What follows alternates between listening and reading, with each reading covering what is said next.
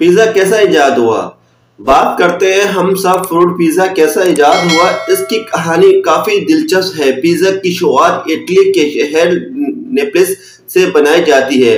1830 اس شہر میں دنیا کا پہلا پیزا ہوٹل کھلا تھا، جس کا کہانی اٹلی پیزا فروٹ لیبا تھا۔ اس دوران اٹلی کے گلیوں میں ہر جگہ پیزا فروٹ ہونا شروع ہو چکا تھا، لیکن ماڈل پیزا جو آج کل ہم کھاتے ہیں اس کی کہانی تھوڑی مختلف ہے۔ اس کی کہانی بھی اٹلی کے شہر نیپلس میں ملتی ہے۔ 1879 اس شہر میں ایک شیف رہتا تھا۔ اس کو کہا گیا کہ اٹلی کے مالکہ مارگریٹا اسپینی آ رہے ہیں اور یہ اس کے لیے پیزا بناتے ہیں۔